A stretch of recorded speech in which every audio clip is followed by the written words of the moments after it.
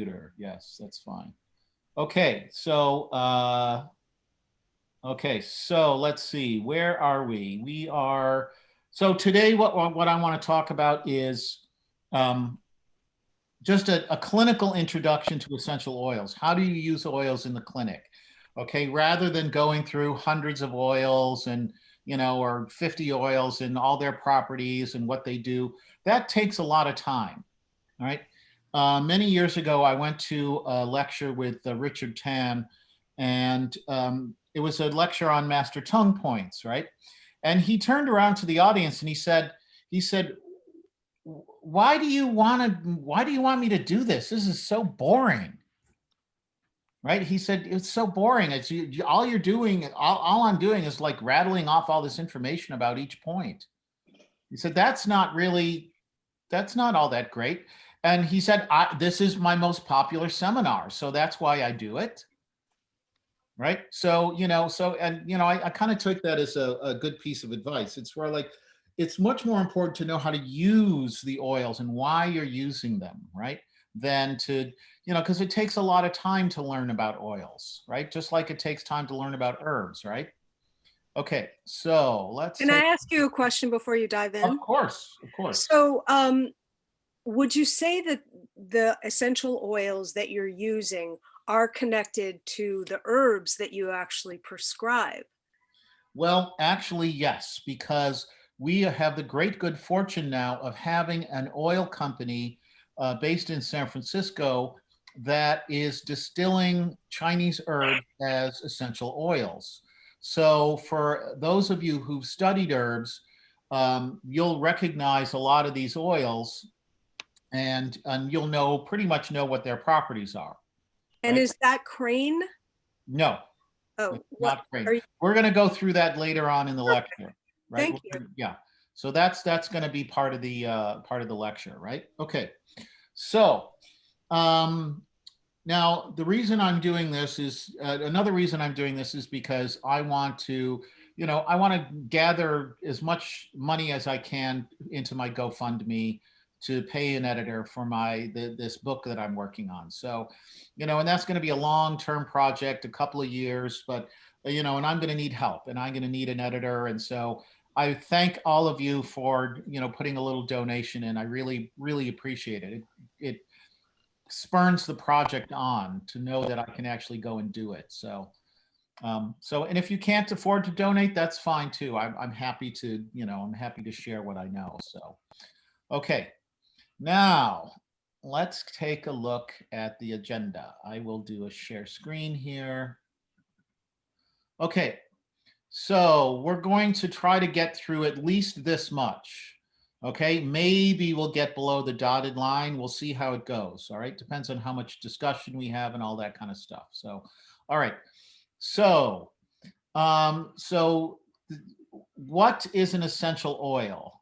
Okay. It is the Jing essence of a plant. Okay, so we have in the world of humans, we have Shen and Jing. Okay, but in the world of animals, plants, they don't have Shen. They have Jing. Okay, they may have their own special spirituality. Okay, but they don't have Shen. Okay, Shen are reserved for humans, right? It's one of the things that separates humans from the other kingdoms of nature, right? Okay, but plants have Jing, animals of course have Jing too, right? So you're eating a nice piece of turkey or whatever, and you're getting essences from that food, right? Okay, so so with plants, most essential oils are going to come from plants, almost all. Okay, there is one essential oil that I know is made from shells. It's actually made from shells, right? You roast shells and then extract an oil from the roasted shells. It's very interesting, called choya. Okay. Anyways, it's lovely. It's a lovely, lovely smell. Okay.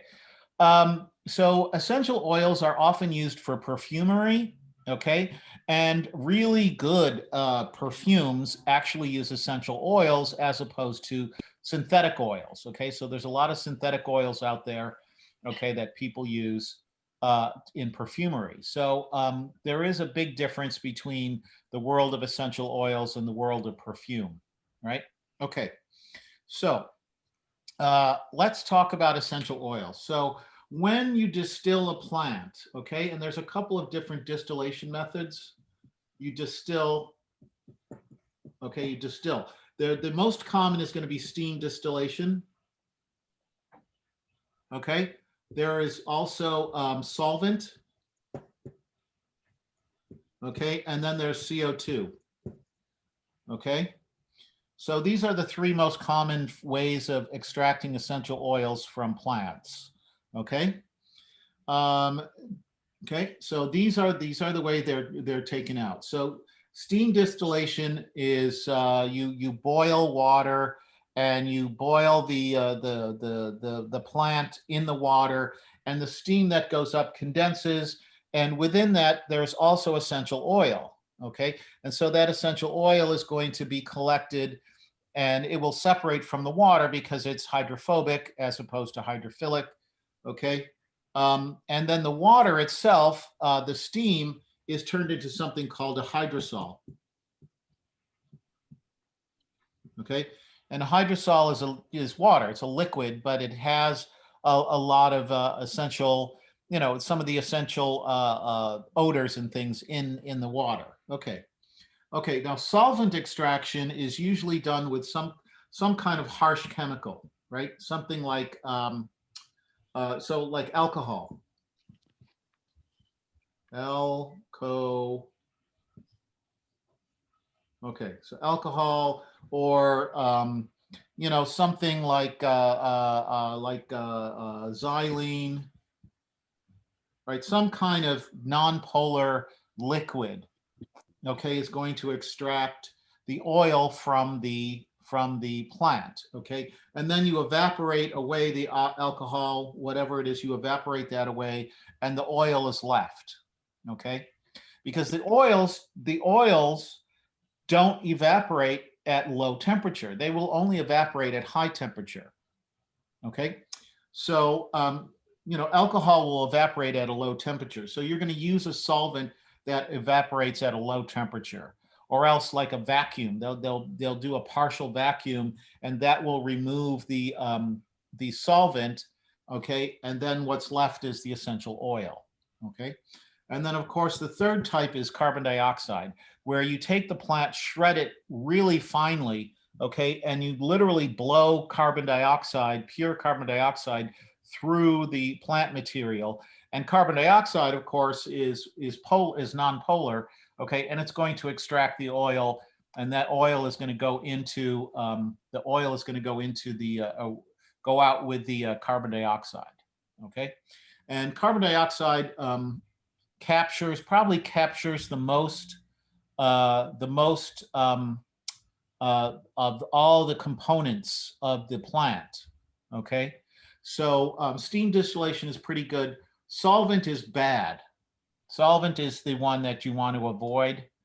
Okay, and cheaper oils will be solvent derived. Okay, so so this is one of the properties of essential oils, and knowing what your products are, what you're doing with them. Okay, so with solvents, you're probably getting, so like say with an oil like peppermint. Okay, it's a very high yield. It's easy to extract. You do a solvent. It smells like peppermint. It's very bright and smells like peppermint, but you're not getting all this fine extra chemicals that are in the peppermint. Okay, you're getting the menthol and the camphor. You're not getting all the fine subtle things, because that's being drained away with the solvents. Okay, so a steam distillation is going to give you more of those extra volatile aromatic substances, and a carbon dioxide is probably the best way to extract. Okay, and gives you the most the most, aromas and chemicals, right? Good afternoon. Good afternoon. Okay. All right. So first we're going to distill oils, right? We're going to distill oils. Okay. So what are we actually distilling? Okay, we're distilling the Jing essences of the plant.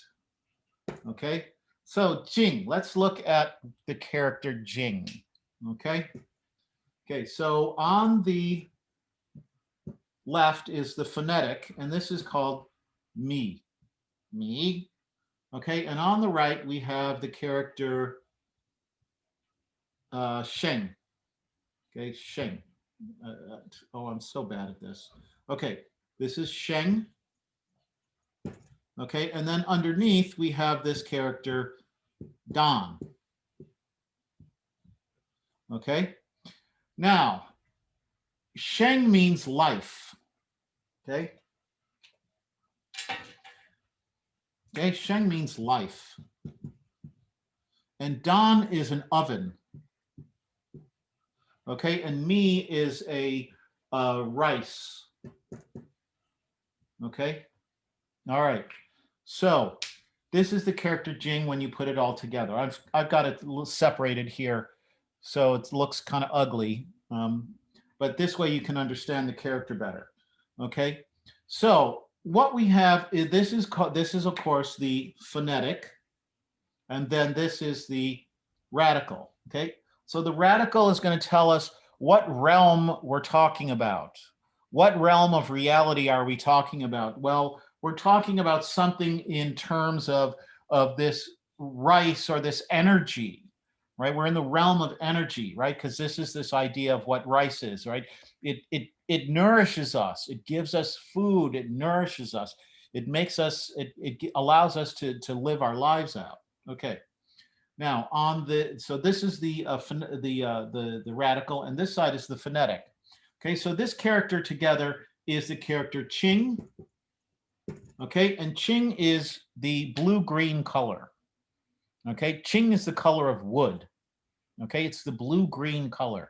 Sometimes it's called azure, right? Azure is kind of, it's a bluish green, you know, or say like malachite is almost like, this Qing color, right? It's the color of spring, right?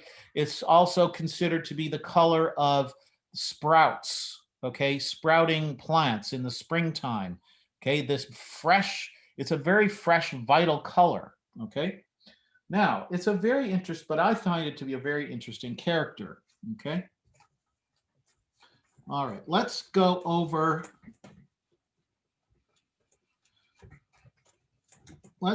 me first.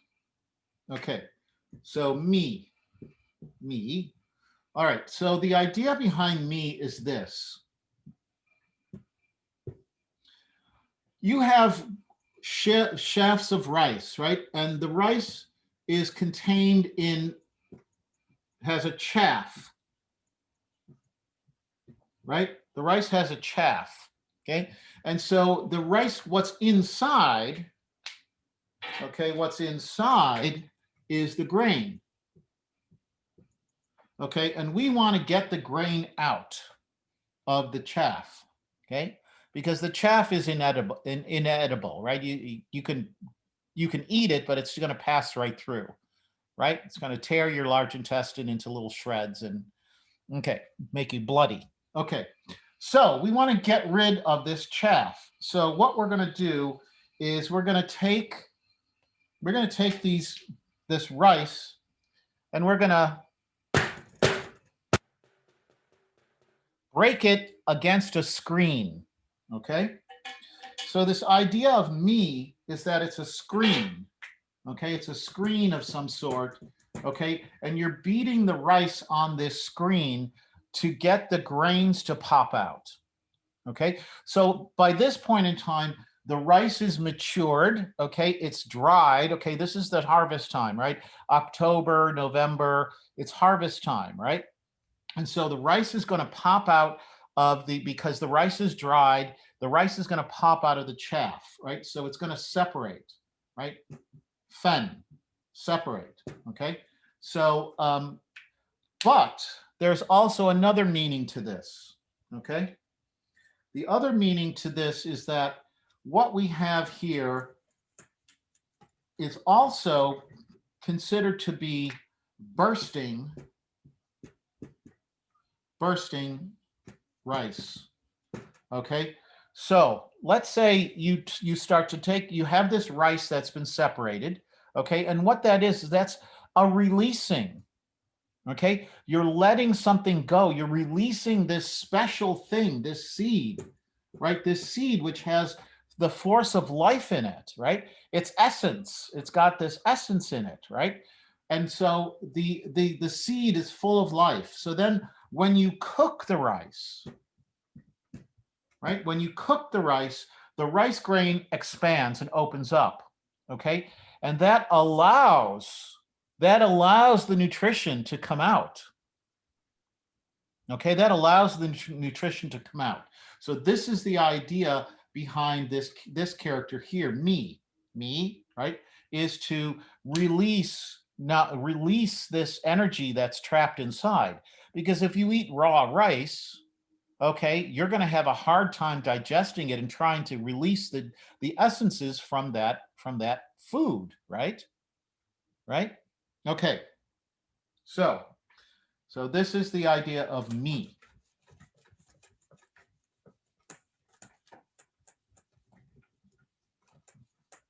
Okay, now with Qing. Okay, so with Qing we have the character Sheng, right? Which means life. Okay, and again, this is very simple. This is a sprout breaking out of the ground. Okay, and you have a couple of leaves, right? It's a little sprout breaking out of the ground. All right, so here in Sheng, you have the character Tu. Okay, the character Tu, which means soil. Okay, this is also, this character Tu is also the name of the phase, the earth phase. Okay, okay, it's this, so when we say in 5-phase we say earth, we really mean soil. Okay, we mean the dirt in the ground. Okay, and so we have this sprout breaking out, and then the stroke goes up a little bit, which is going towards heaven.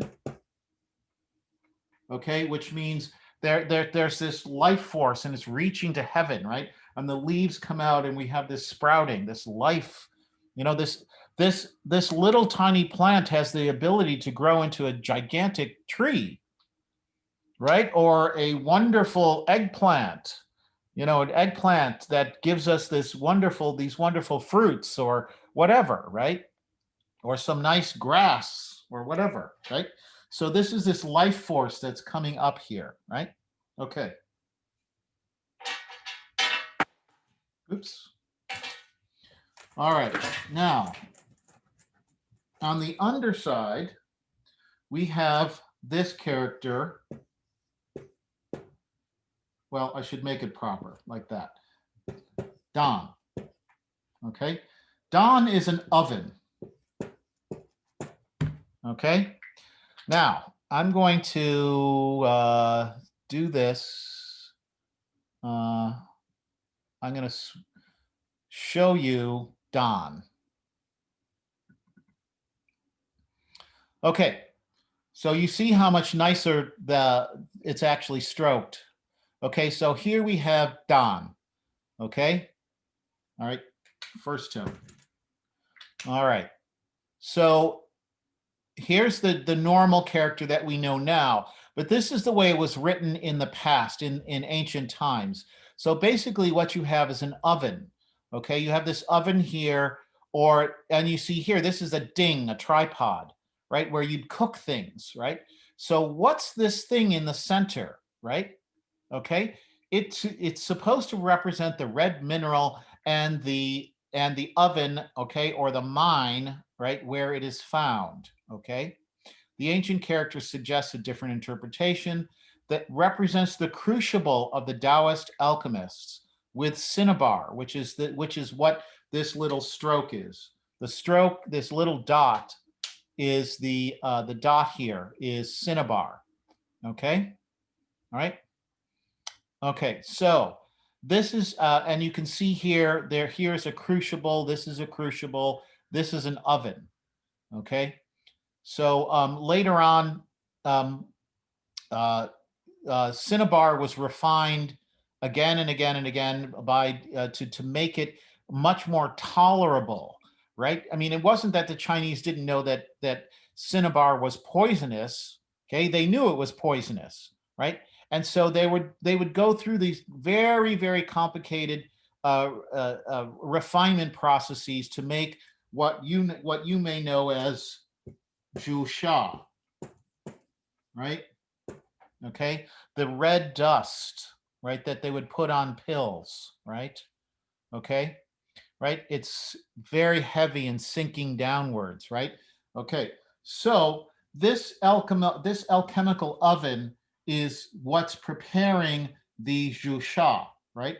Okay, so jusha is mercury sulfide, HGS, mercury sulfide, right? It's just one molecule of mercury with one molecule of sulfur.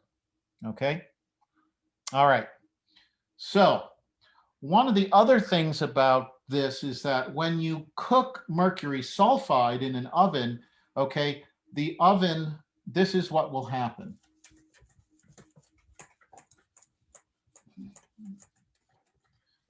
Now, I don't think any of you took biochemistry with me. Maybe Nicole, did you ever take biochemistry with me? No. Okay. Anyways, so if you have HGS, okay, plus O2, you get HG, HG plus SO2. Okay, so the sulfur dioxide goes out and you're left with mercury. Okay, and mercury, as you know, is a very interesting, bizarre thing, right? It's this heavy liquid that's shiny and special and just has this, it's just very unusual. It's an unusual thing that you can have a metal that's a liquid at room temperature. Okay, so this is another thing about this character Qing, is that it contains all this kind of like potency and mystery.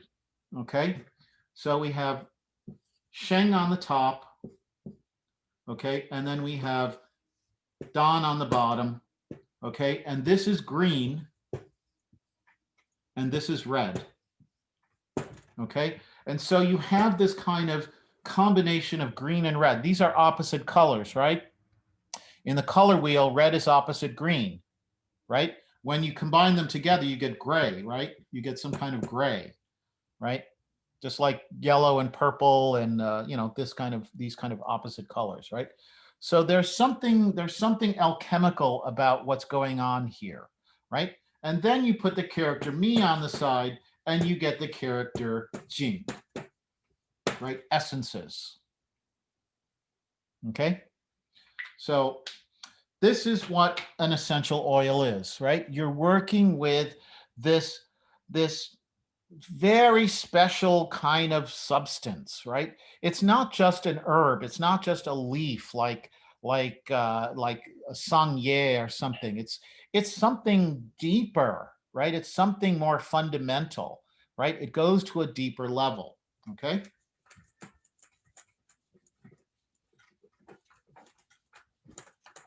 All right. Now, so Phil, can I ask you, did you get the PDF? There should be a PDF in the chat. If not, oh, you got it. Okay, great. Okay, so I'm going to go back and take a look And all right, so our next topic is that's what essences are. Okay, so why are we going to use essential oils, right? Because they are efficient. Okay, they're very efficient. They go wow, down into this deeper level of the being. Okay. Okay. That's why you want to use them, because they're going to fundamentally help you change patterns in people. Okay. So those of you who are, seasoned practitioners, which I think all of you are at this point in time, you realize how difficult it is to actually make transformations in people. Okay. It's one thing to maybe to get them out of pain or to relieve their backache or, this kind of thing. But having that person make that fundamental change in their life so they stop eating a lot of sugar, right? Or they decide to, get out of that toxic job that's making them insane. Okay. How do you help a person make those fundamental changes? Because those are the things, those issues and problems that they're dealing with are the things that's giving them ill health, right? So, so the confrontation that I had when I first started practicing was, do I treat the branch or do I treat the root? Right? Branch or root or both? Right? So these are the questions that we're constantly dealing with. Constantly dealing with. Oh my God, there's Mia. Hello, Mia. Hello. Hi. I'm like trying to figure out my electronics here. It's okay. There's a PDF in the chat that accompanies the lecture. Okay, great. Okay, thank you. Okay, good to see you. Okay, so do we treat the root or do we treat the branch or do we treat both? Right? Right. So in general, yes, I agree with you, Nina. Yes, both. Right. We try to treat both. Right.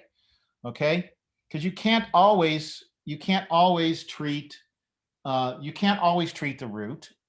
Sometimes, a lot of times, we're treating the branch because often this is what the chief complaint is. The chief complaint is usually a branch. Okay. Okay. Not always, but usually. Right. So, so these are the kinds of things we're looking for. All right. But when you made the statement that you want to address somebody, the difficulty of, say, giving up sugar, is there something that is tried and true for you in terms of an essential oil, or are you also having to match that with the person and their energetics? Oh, absolutely. It's the latter. Okay. So just use that as an example. Why is the patient eating too much sugar? Is it some emotional issue? Is it just, a reckless indulgence? Right? What's the motivation? What's the motivation of that person? Okay, why are they doing this to themselves? Right? So, Looking for love, trying to right, trying to feed right. a part that they're not getting, and it's this high. It's a literal drug. Yeah, yeah, exactly. So, and these are the kinds of things so that I mean, that's the kind of fundamental reason that you want to go to the root and treat the root issue, right? Because you can treat the branch all you want, but you're not going to really get a result, right? Okay. So, do you really want to just treat the branch and have your patient come back over and over again and make a lot of money from them? Well, guess what? A lot of people don't do that. They say, "Well, I didn't get any result with this acupuncture, so I'm not going to come back, and I'm not going to recommend this person." Okay, so it works both ways, guys. It works both ways. Sometimes, so but if you treat the root, okay, then you start to get to what is it that's going on with the patient. So this is why I use essential oils, because I want to get down to that deeper level of the being, okay, and try to get them to, you know, readjust, okay? Either whether it's unblocking or repleting a deficiency or something, whatever it is that has to be done, getting rid of an excess or something, whatever needs to be done, the essential oil brings my treatment down into a deeper level, right? And that's why I like using them, right? Okay.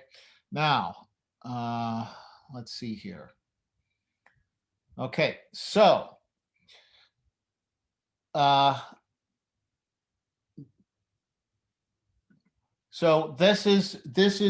these are used for, so essential oils I think have been really key for me in helping people transform emotionally. Okay. Now, as I've gotten older and I've gotten better at being an acupuncturist, I can do a lot more with needles than I used to. Okay. But 10 years ago or 15 years ago, I was a lame ass and I needed help. Okay. I needed help. I needed to have something help my patients get better. So I started adding essential oils into my practice. Okay. And the reason that I did that was because they're easy to use. Okay. And patients really, really like them. Okay. Patients really groove on the smells. And also that touching. Okay. I'm going to touch their body with the oil, right? There's something really comforting about that, right? The oils in general are soil, right? They're soil phase. Okay, they're soil phase, right? So they're going to have this touch, right? And then the aroma, okay, which of course goes right through the nose, right into the lung, okay? And then what is the lung? The lung is the barrier. The lung is the barrier. It's metal, it's the barrier, okay? And the oil passes through that barrier, right? And the patient settles, right? So you have this, you're already, completely putting the Taiyang out of the way, okay? Taiyang spleen, Taiyang, okay, Taiyang lung, right? You're getting through, you're breaking through that first layer, okay, and getting into the being, okay? So the other layers, so you have this, I'm sorry, Taiyin. Did I say Taiyang? I'm sorry if I said Taiyin. So we have Taiyin, okay, and then the next layer is going to be, oops, Xiaoyin, and then Jueyin. Right? Okay. Sorry, Mark, sorry to interrupt. Yeah, please do. Did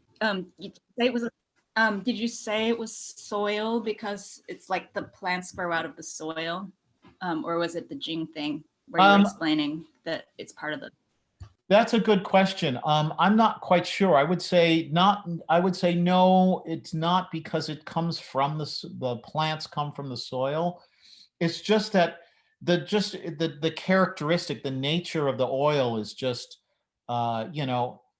it's got to be soil. I think. I would think oils, right, extracted from because plants. You smell the actual kind of experience. That's kind of how I'm thinking. But I'm thinking oils in general. Soybean oil, olive oil, coconut oil, blah, blah, blah, whatever, It's, jojoba oil is not even an oil, but anyways. But, these things they're just their general nature is kind of soil, right? Right. And then with the aroma, right? Then with the aroma in essential oils breaks through this tie-in. So if you have a body like this, okay, you're going to have these layers, right? So the oil starts to penetrate and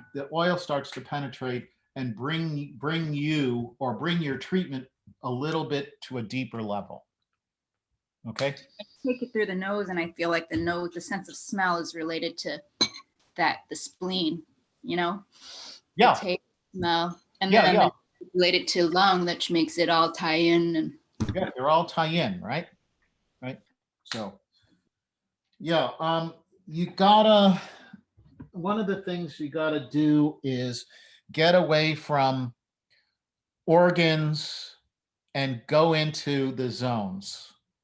Okay, I mean, I went through this in my ortho class with everybody. You know, you think in terms of these zones. You know, this Tai-yin, Shaoyin, Jueyin, Taiyang, Yangming, right? Shaoyang, right? As opposed to organs so much, because that'll it makes you, it literally, it just makes you identify with the Zong or the Fu, rather than the kind of like the whole mix of all these things and how they make the body operate. So, okay, all right. All right, so that's a reason to use oils, right? Because it really helps your treatment go deeper, right? So even if you're, using, 38 gauge needles or 40 gauge needles, it doesn't matter. Okay, the oil is going to make your treatment go deeper, right? So there's a lot of, there's some instructors who say use long, big, thick needles, right? Okay, because that is going to, that's going to, penetrate deeper into the body, right? And give you more, right? So if all you have are needles available, okay, that makes sense, right? But anyways, I think that the transformative properties that oils have are really, really very, very useful. Okay, so let's go on to our next. Okay, so patients. So how are we going to prepare oils? Okay, for direct use. Okay, so we talked about dilution earlier. Okay, we're going to dilute. We're going to we talked about distillation earlier. So dilution. Okay, so oils are the essence of the plant, right? Okay, and it's really important, and this is just a general rule in all essential oil use, is to dilute, okay? And basically, it's about an 8-to-1 dilution, okay, is generally considered kind of a standard, right? That's kind of the standard, is kind of like 8-to-1, right? So one drop essential oil, okay? And then 8 drops of carrier, okay? So the carrier oil becomes part of this whole equation, okay? So we're going to use essential oils with a carrier, okay? So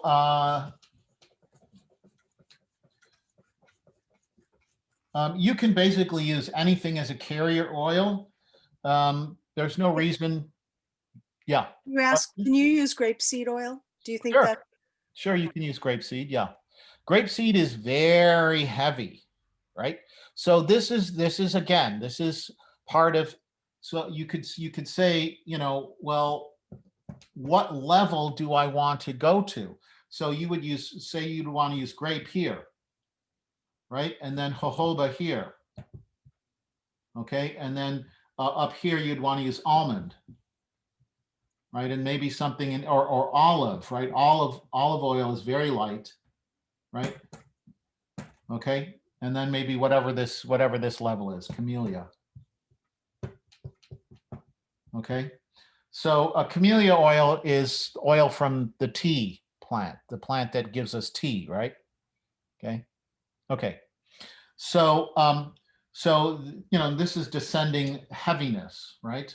So then are you thinking, I want to go to the whey or versus the yuan? If I want to get to the yuan, I'll use a grapeseed oil. Is that how you're thinking? Generally, yes, exactly. So in my clinic, I use almond and I use jojoba. I have one or the other, just to, I mean, believe me, I could make it as complicated as I want, but one of the things you have to consider with using oils is that they go rancid. Okay, so my almond oil is going to go rancid on me, but I really like it because it's lung, it's upper jiao, it's lung, right? So, but I keep the oil in my refrigerator and I bring small quantities with me to my office so that it doesn't go rancid, right? Okay. All right, so, but you can use any of these oils. There's no reason you can't, right? And so but you do want something that's relatively neutral, that's not going to add a property, right? or else like in the case of almond, it's going to add a property that it's going to be lung, right, heart, right, upper jaw, okay? So in jojoba is kind of heavy, right, and thicker, so it's going to be kidney, liver, spleen, right? Okay. All right, great. So these are carrier oils, okay? Now, can you use essential oils at a more concentrated dilution? Sure, absolutely. No reason not to, right? Okay. Okay. So there are some oils that, and so that is called, so there are some oils that you would use directly, like you've seen me use black pepper. Okay, it's a very mild oil. It's very mild. Okay, and you can use this, it's called neat. It's called neat. This is 100% oil.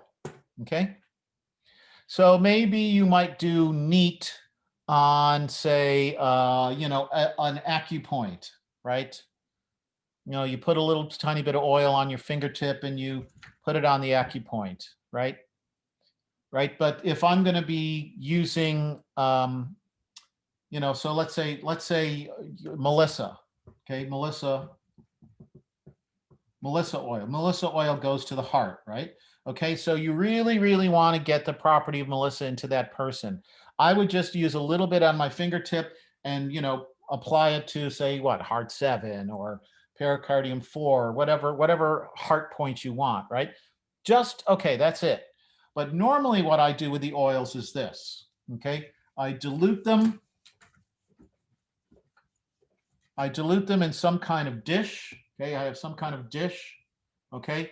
And I dilute the oil, and then what I'm going to do is, so I'm going to have, a dropper, how much carrier oil, and then my essential oils, okay? And I'm going to mix them, and then I'm going to stroke them on the channel, okay? So let's say I'm trying to affect somebody who's grieving over disappointment, right? So I'm going to choose lung channel, and I'm going to stroke, at least I'm going to do all of the shoe points, okay, from elbow to well point, right? And then if I feel like large intestine is involved, then I will also smoke or I'll also do the large intestine channel, right? So I need a sufficient quantity of oil, okay, to do that. So, a couple of drops of essential oil. So we have a little formula here. Let's say we have L.Me, Scotch pine, black spruce, galbanum. Okay, so there's a lung formula there. Okay, and then, how many drops of this? So 4 times 8 are, well, not even 32 drops. I would do something like 16 drops or so of oil and mix all that together. And that should give me enough to, stroke on the channel. Okay. Now, so let's say we're treating lung, right? Lung disappointment. Okay. So we're treating lung disappointment. Well, what do?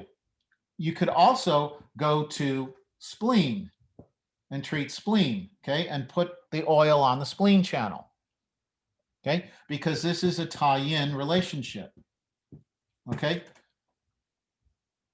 Okay, saying lung says spleen, saying heart says kidney, okay?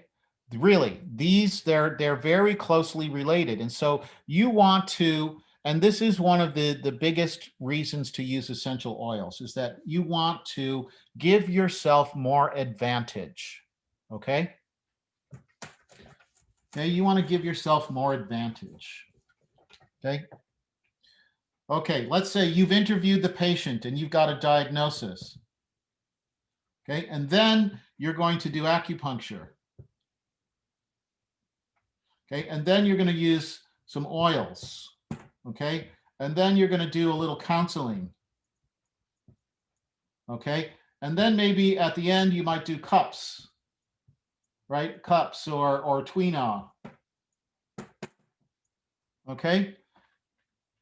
Okay, you've just given your patient a really, really good boost to try to transform that issue that they're struggling with. Okay? To somehow raise their consciousness or to open their consciousness to their issues that they're suppressing or they don't want to look at, right? Because the oils go into this deeper level, right? The oils will always sink down and go into this deeper level. Okay? All right. Okay. So this is one of these are the prime reasons that I use essential oils. Okay. Mark, you're talking about the oils sinking down and going to deeper levels, but we can use these for external invasions like wind colds too, right? Yes. So that's yeah, that's the second part of this, right? Okay. But I'll tell you this, if you are going to work on a lung issue, for instance, you might want to use some kind of expel oil along with that, right? To really, really lift that chi stagnation out of the lung and get it to come out of the surface, right? Okay, because that oil will do this. It'll go diving down and it wants to go upwards. But it's an oil. It's going to dive down and then it wants to go upwards, right? Okay. So yes. So and again, oils can be used for many, many, many different types of things. Okay, for many, many different types of things. Okay, good. Do you use oils with moxa? Sure. Sure, you can do that. Absolutely. So like you could put, let's say, you put oil on a channel somewhere and then you go in moxa. Sure. Absolutely. We have a very, very harmless medicine for the most part, with certain precautions about certain things. We have a very, very harmless medicine. So when you start combining these techniques, the only thing you have to kind of consider is overwhelming your patient. Are you doing too much? Right? Are you doing too much to overwhelm them? Right? So like you see, I just drew this kind of like step pyramid, right? Is that appropriate for each patient? No, maybe not, right? Okay. Depends how depleted they are, or also whether they're open to accepting change and would appreciate and be able to relate to a more assertive treatment. Yes. Yes. All right. I would say that they have personalities. They're so different. Like, I think I would think of like the more pungent as more releasing, maybe. Yeah. And then some of exactly. smell them and Exactly. you kind of feel like you're sinking down, like vetiver. It doesn't have Yeah. any punch. Oh, vetiver, forget it. Vetiver is deep, deep, deep, deep, deep, right? Okay. And then there's oils that smell sweet, and then you have florals, right? And there's all these categories, of different types of, and that's kind of what I'm avoiding teaching you today is the barks and the leaves and the stems and all these kinds of things, because that's the terror, that's the quality of the oils, right? Right, and florals, flowers, seeds, they all have their qualities, right? And so that will tell you what level they're going to go to, right? Okay. All right, let's take a look here. Okay, so you can also, like I said before, you can dilute oils and just dot them on acupoints, right? That's totally fine, right? Some patients may not want a strong smell. I use paper in my office on the table, so I'm able to put, some oil near their head so they can olfact it, so they can smell the oil and it comes into their nose, right? And that's how I originally started using the oils. I bought my first set of oils just for calm spirit, just to help the patient get on the table and relax and just be comfortable, right? Because I was so uncomfortable. Because I was just like, what am I doing? Sticking needles in people. This is weird. Okay. That's how bad my my acupuncture education was. So, okay. Um, let's see. Okay, so let's take a look at, we'll take a break in a little bit too. Okay, so how to choose single oils, how to make formulas. Okay. All right, so basically there's a huge list. Okay, I think it's page 2 in the PDF. There's a huge list of how I break down categories of how I'm going to use these oils. Okay. All right. And, you know, most of these categories, some of these categories you're familiar with from your learning at school, some of them maybe not so much. Okay. Um, but in any case, that's really how you're going to start determining what to do. Okay. So let's take a look at that. Let me go to share screen here. Okay, so categories of oils. All right. Um,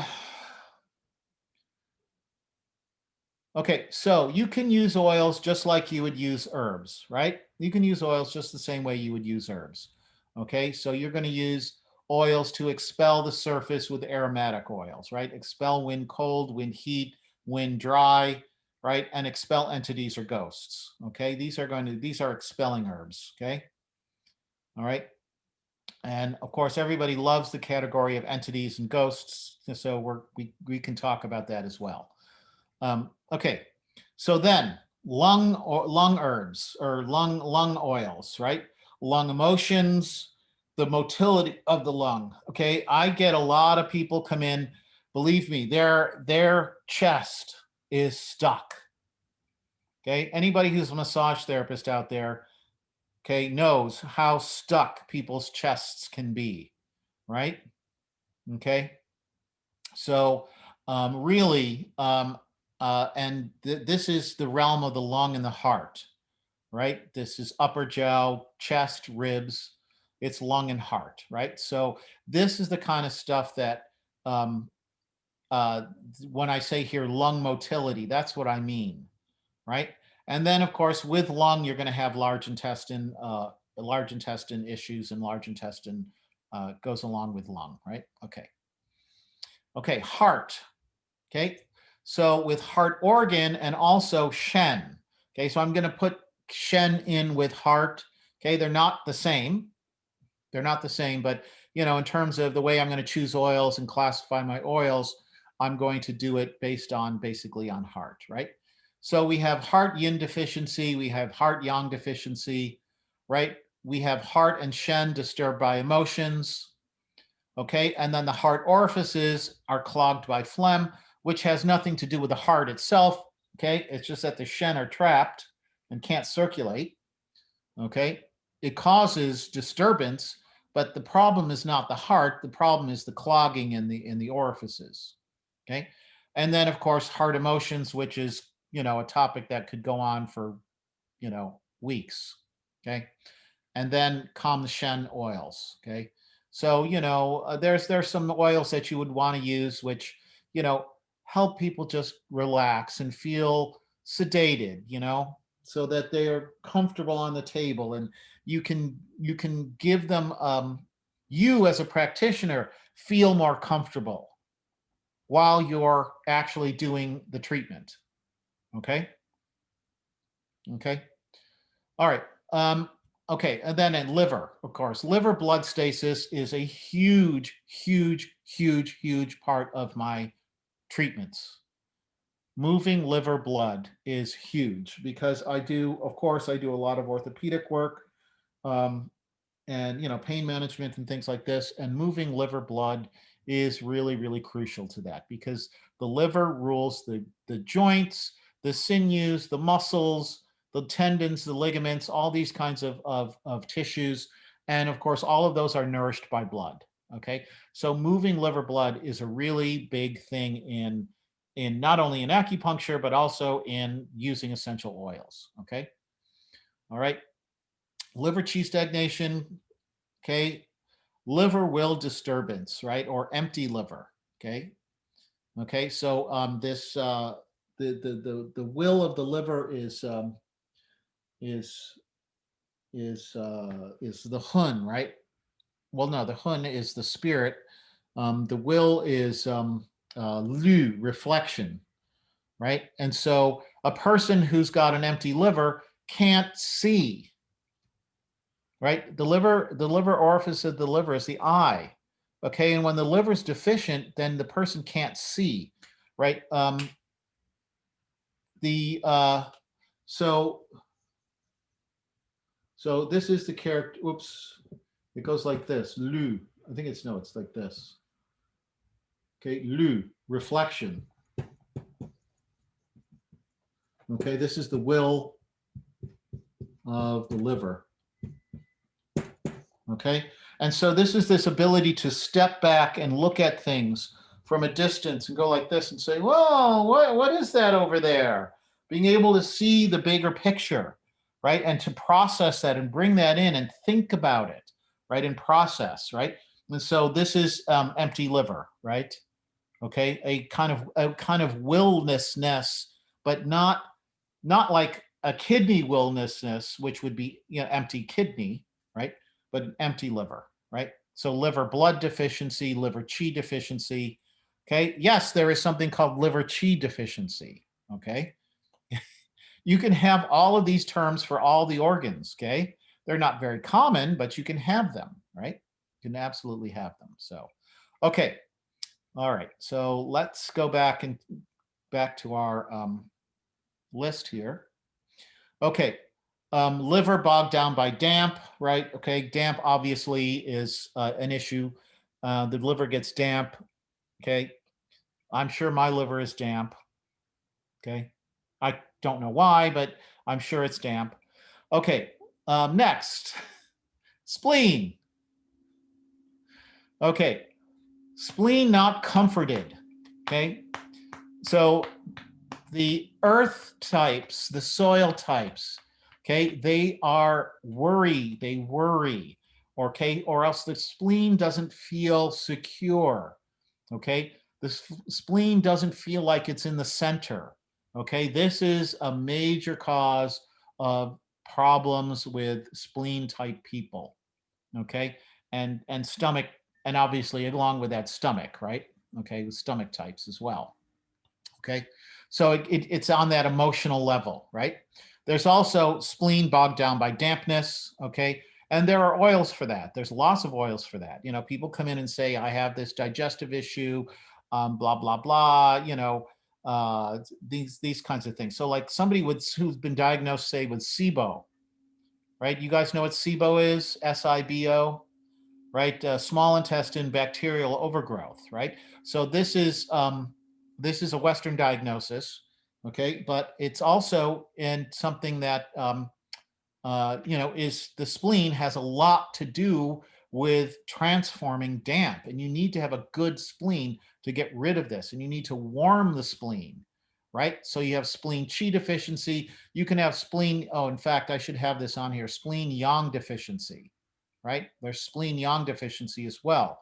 Okay, so you have this cold, you know, cold in the spleen, you know, from the yang not being present. You know, the Mingmen fire is not warming, right? Mingmen fire is not warming. So, okay. All right. So these are the categories. So there's more categories here. Why don't we? It looks like it's time to take a break. Why don't we take a little break for 5 minutes or so, and this way we can, and then we'll come back and we'll finish off. We'll finish off everything. We'll go through this list, and then we'll talk about some oils and this kind of thing, right? Okay, and please, questions and interruptions are always welcome, right? Okay, so I'm going to turn the recording off or pause it, and we'll be back in a couple minutes. Hit pause. Uh-oh. Uh-oh. Well, you're gonna have to do that all over again. I know I'm going to have to start all over again from the break. Oh my God. They're going to kill me. They're going to kill you guys are going to kill me. Those of you listening to this, watching this YouTube. Oh, so sorry. Okay. All right. So, anyways, so how long do the oils last? It depends on which the oil is. So a very light oil is going to probably go rancid quicker. Okay. Okay, the citruses, okay, lemon, lime, orange, bitter orange, okay, these are going to go bad quicker, okay? They're going to go bad quicker, okay? And you can smell them. You'll open it up and you'll go, something's not quite right, okay? Right? So, and I've had to throw oils out, right? But Yeah. you know, some oils like peppermint, it's a very thin oil, comes out of the dropper really easily. It's probably not going to go bad. Okay. Mhm. So it depends on the oil. There's different oils, or you're going to get a different. Would the lower temperature, like, keeping them in the fridge will, Yes. make it longer shelf life? Absolutely. And also, you've got to make sure that you seal them tightly. Okay. So this company that I get my oils from, John Steele, has these wonderful, wonderful nipples. Okay, and the caps are really good, and they make a really nice seal. So I'm like, oh yeah, that's sealed. No, it's not. It's an extra almost 90-degree turn to really get it to seal properly. Okay, Yeah. and that helps to keep the oil preserved.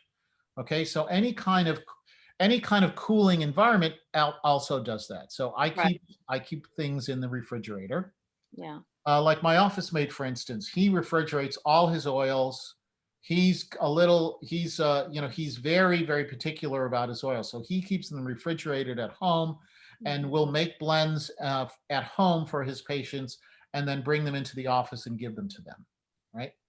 Is there also like, say, because, it can get really expensive to get a bunch of oils at first, but is there, say, like maybe like 5 to 10 oils that you think that, us as acupuncturists would probably Yes. get a lot of bang for our buck? Yes. And I agree. I think that you start off small. Mhm. Start off with a few things And learn how to okay, use them. and learn how to use them, right? Yeah. Okay.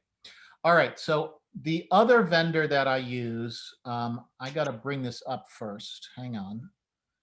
I didn't do that earlier. Is Steele John Steele with the E at Yes. the end? Yes. Okay. John Steele, they have a website, but it's just kind of like it's a website to say that they have a website, basically. Where is their catalog? No, it's not there. It's here. Oh, too many years of having here's the 2020. Okay, so I'm going to share screen now. Okay, so this is Lifetree Aromatics, and this is where I get most of my oils. Okay. All right, and so I'm just going to leave that up there so you can take a look, or maybe somebody could type that into the chat. Sure. Okay. Or you can just email them at info@lifetreearomatics. Okay, now John Steele is, he's one of the people who brought aromatherapy into popular existence, okay, back in the 1970s and the early 1980s. So he's been around for a very, very long time. He runs a relatively small business in Sherman Oaks, and his sister-in-law is the person that you'll speak to on the phone when you call. They used to be able to buy their oils on a website called Perfumers something or other. they are no longer on there. Okay. So they're just selling from right from the facility in Sherman Oaks. Okay. Now, so this is a humongous catalog. Okay. And I can put it into the chat if you'd like. This is a humongous catalog. So there's a lot of oils in here. Okay. This is where you're going to see all the classic oils of the that you normally find in Western aromatherapy. So a lot of these are and like Jeffrey Ewan has. I should probably put that into the chat as well. Jeffrey Ewan has a where is it? Teachers. Teachers.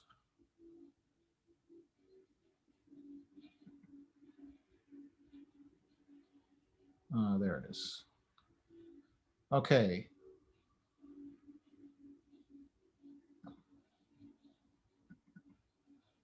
Oops.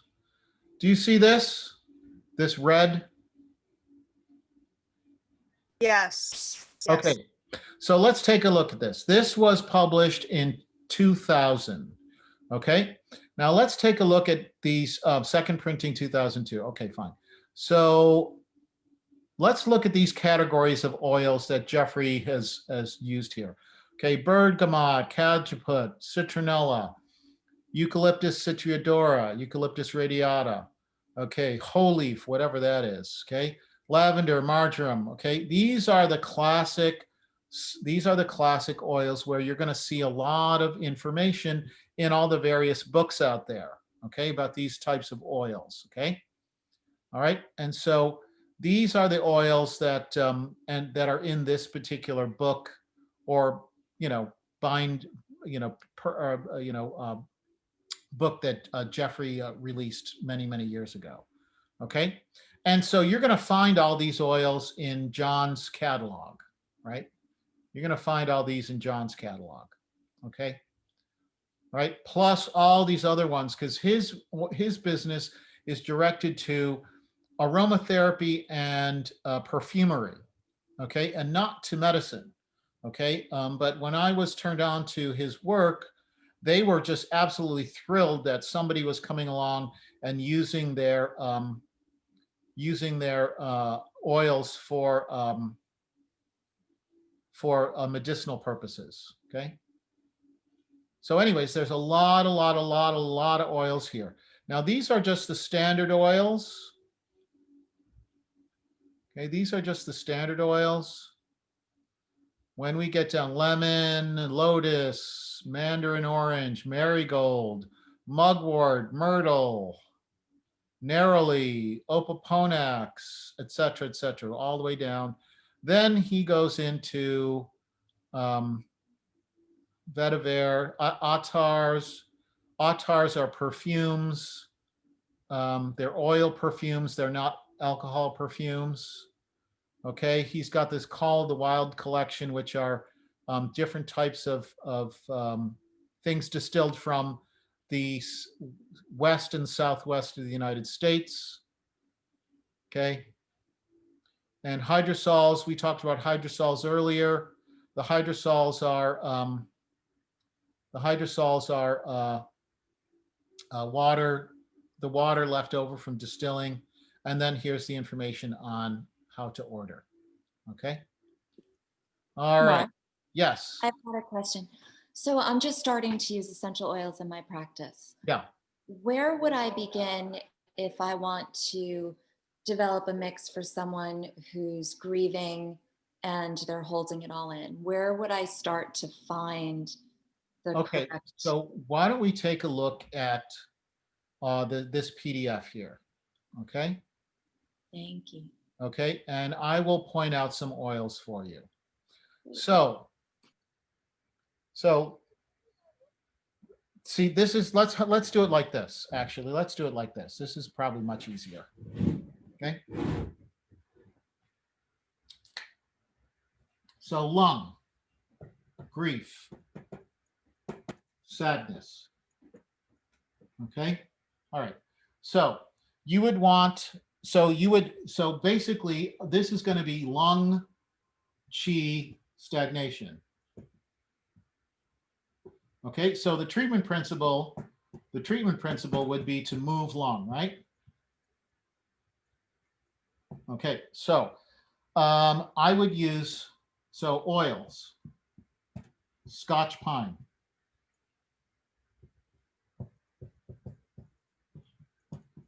Okay, that would be the first one I would choose, Scotch pine, right? So that would be, that's like a premier oil. Now in the PDF, there's it says, where is it?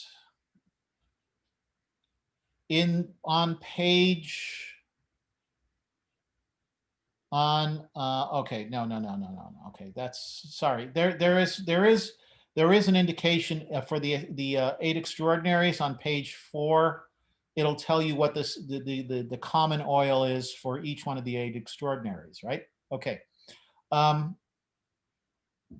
So that's the way I would do this. I'd say lung, primary oil I'm going to choose is going to be Scotch pine.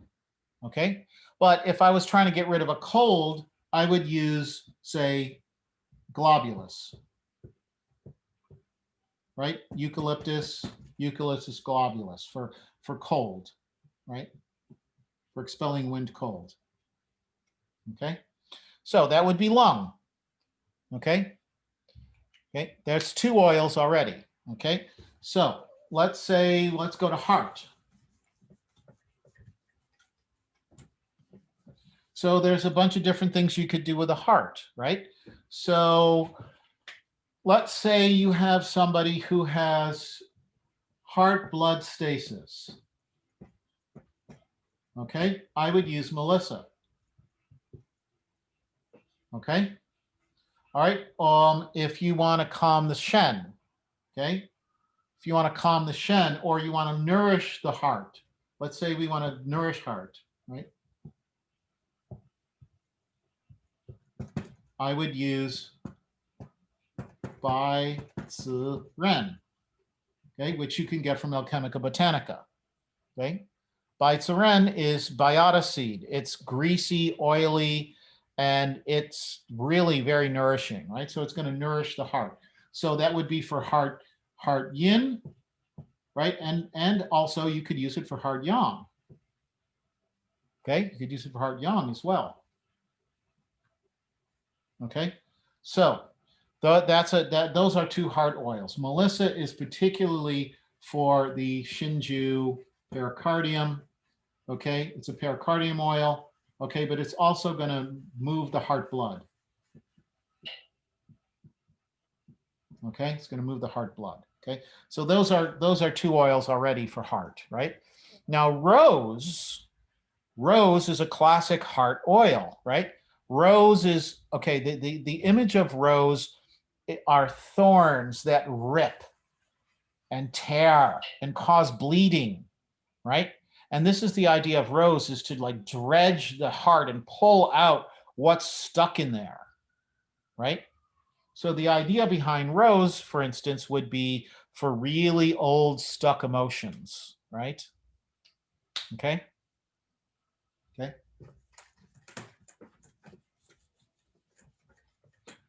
All right, so with spleen, let's do spleen. Okay, I would choose, for instance, Songju. I choose Songju, right? Songju, okay, which is in the Alchemica Botanica, right? This is Atractylodes.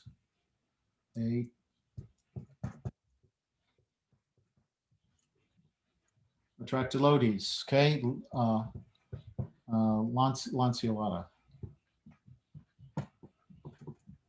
Okay, so as opposed to Baiju, okay, you'd use Songju. right? Because this is really, really, really going to leach the damp out, right? Okay, you could also use, but also let's say if you want to wake up the spleen is dead, the spleen is shot, use coriander or cardamom or nutmeg. Okay. Okay. Okay. So coriander and cardamom are expensive. Nutmeg is cheap. Okay. But okay, so and so there are things you can do with this, right? Okay. All right. So that's spleen. I can erase.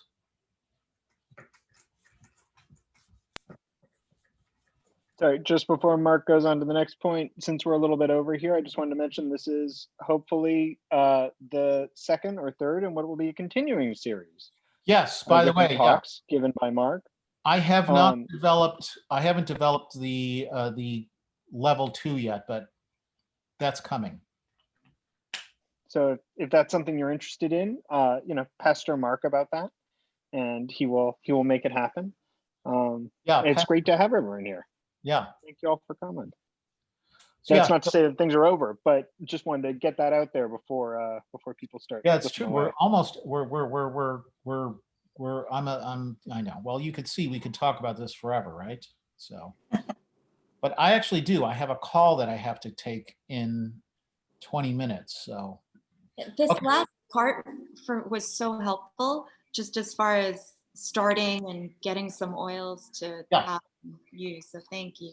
So kidney, right? Kidney, cinnamon bark. Okay, and one of my favorites for emotional transformation in the kidney, for fear, I really, really, really like, it's called African bluegrass.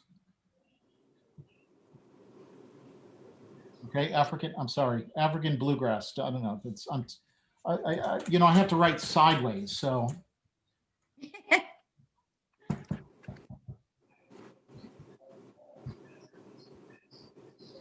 It's one reason my Chinese characters come out so bad, because I'm writing sideways all the time on this board, right? Okay, all right, so African bluegrass, also ginger. Okay, ginger root, okay, ginger root, ganjiang, right, is a kidney oil, okay, because it's the root, okay, and it generates fluids, and it's renmai. It's also renmai. I mean, it's renmai, okay? So ginger is also a kidney oil, okay?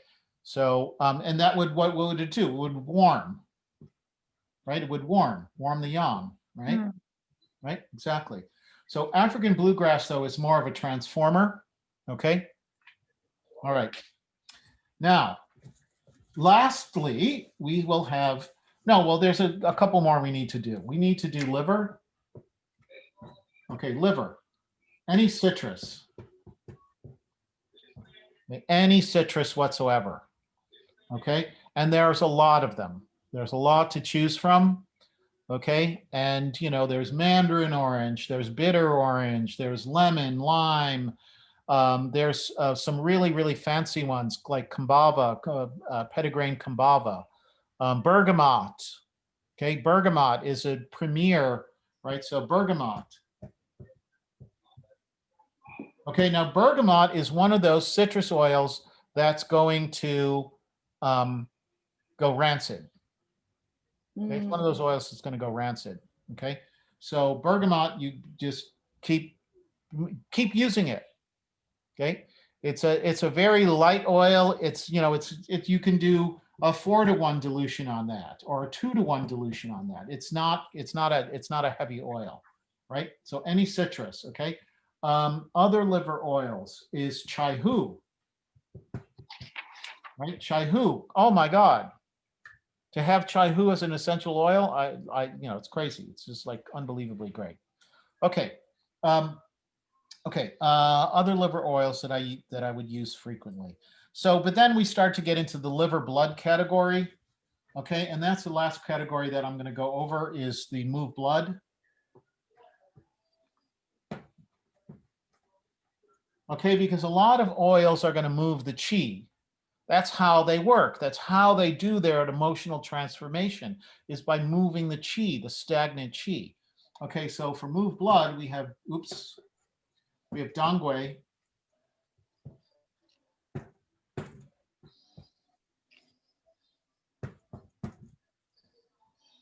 Dongui, Chuanxiang.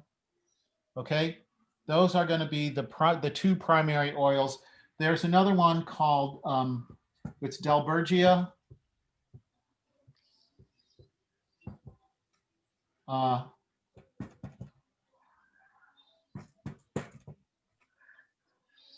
Jiangxiang. Okay, Dalbergia. This is rose. It's a type of rosewood. There's two different rosewoods. Okay, there's a very fragrant rosewood, which goes to the heart, and then there's Dalbergia, which is the sinking fragrance. I don't know if you remember this from herbology. It's an herb that goes downwards and sinks. Okay, but this enters the muscles. Okay, this is really good for invigorating the blood in the muscles. Okay, again, so yeah. What about rose geranium? So rose geranium is a yin tonic. Okay. Okay, it's very fragrant, very powerful, very fragrant, but it is basically a yin tonic, right? And it goes to the heart. Okay, so that's a very inexpensive and very useful oil. Okay, so it's going to nourish the yin. Okay, but particularly because it's so fragrant, you know, it goes upwards and floats and goes upwards, right? So it's upper jiao, right? Okay. Sorry, All could right. you? Yeah, go ahead. I just want you mentioned the Chiang Mai oil earlier. I missed that. Could you just repeat? Okay, so I would use for Chiang Mai the premier oil for Chiang Mai. It's in the PDF, but the premier herb for the Chiang Mai is going to be neroli, and neroli comes from citrus blossoms. Oh, Okay? you The mentioned blossom different. of it, they're orange blossoms. Okay. I love that one. It's a Right? beautiful smell. Yeah, it's a really beautiful, very kind of light scent. So, and also there's a couple of others. Dongui, Xiangfu. Xiangfu is a Chiang Mai oil. Dongui is a Chiang Mai oil, right? You can Did use you Chuanxiang for Chiang Mai as well. And patchouli is Chiang Mai, Okay. right? There's patchouli as well. So there's a lot of choices. There's a lot of choices out there. Okay. Thank you. All right. So this is, this you can see how we need to progress and do, a part 2, right? Right? Yeah. Yeah, right. Exactly. Because there's all the different remedies and things.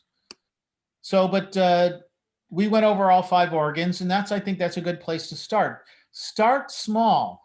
Get used to the smells, right? You kind of know, and don't be afraid to, say, well, this may not be the perfect thing for the patient, but at least it goes into the lung, right? And see what kind of results you get, right? But you can't go wrong with, say, Scotch pine. Cannot go wrong. It's great. Okay, right? Or black spruce, right? So, anyways, okay, good. So I'm going to, it's going to take time to post the video because it has to upload and it has to and all this stuff. And, I may not get to it until tonight or tomorrow. Okay. But do you want to do a follow-up during the Christmas break? You would be interested in, I know. I'm wondering if I want to or I'm not. around. I mean, Right. Okay. I'd love it just because this is fascinating and it's like getting together with friends. Yeah. Right. hey. So why don't we? Well, we'll see if I can pull it together or not. But if I don't, then we'll just do something probably in January or February. All right. But I would really like to do a part 2 so that we can just continue this discussion. Thank Okay. you so much. It was You're wonderful. welcome. You're welcome. You're welcome. Thank Thank you. Mark. Thank All right, you. everybody. Okay. Thanks so much. All right. Hope you Okay. make the call on time. Bye. Thanks for the extra time. Oh, no problem. No, we started at 10 after, so, but it's not a problem, please. Okay. Happy Thank you holidays. so much. Okay, Thank take you care, so everyone. much, Mark. I'll see you Bye, soon. everyone. All right, bye.